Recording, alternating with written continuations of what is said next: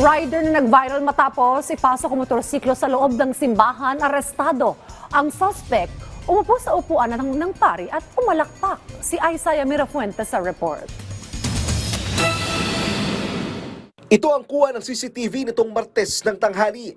Makikitang pumasok ang lalaki na may angkas na babae sa Taal Basilica sa Batangas. Nakabukas pa ang ilaw habang papunta sa harap ng altar. Paghinto ng motor, palayong naglakad ang angkas ng babae. Pero ang lalaki ay dumiretso sa altar. Sa ibang kuha ng CCTV, pagkababa ng lalaki sa motor, umakyat siya sa altar. Nagpunta sa upuan ng pari at pumalakpak pa at kaagad na umalis na parang walang nangyari. Ang kuha ng CCTV ay pumukaw sa pansin ng simbahan. Dahilan para magreklamo sila sa mga pulis. Naaresto agad ang lalaki. Medyo na-open talaga sila dahil sagrado yung simbahan. Pinasok niya yung motor doon. Naupo doon sa presidential chair tsaka pumalakpak.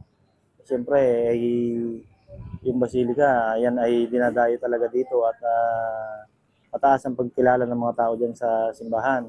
Ayon sa suspect, girlfriend daw niya ang angkas ng babae. Humingi na rin siya ng tawad sa mga nagalit sa kanya. Pero nang tanungin kung ano ang kanyang hugot sa pagpasok sa simbahan, hindi malinaw ang kanyang sagot. Dahil gusto kong maging yumaman kaso ang tao, mahirap. Pero ang malinaw, hindi raw siya gumagamit ng ipinagbabawal na gamot. Hindi ako nagamit tinuturuan ako ng tao. Kung kayo naniniwala sa Diyos. Tinitingnan rin ng mga pulis kung may diferensya ang lalaki sa pag-iisip. Nanawagan naman ang simbahan na igalang ang pagiging sagrado ng simbahan.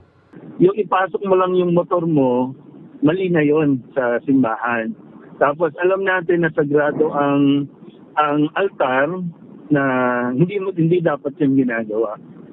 So, siyempre sa unang tingin, parang pag-disrespect yon sa kasagraduhan o kabanalan ng simbahan. Maharap ang lalaki sa paglabag sa Revised Penal Code Article 133 o hindi pagrespeto sa relihiyon. Isaiah Mirafuentes para sa Pambansang TV sa Bagong Pilipinas.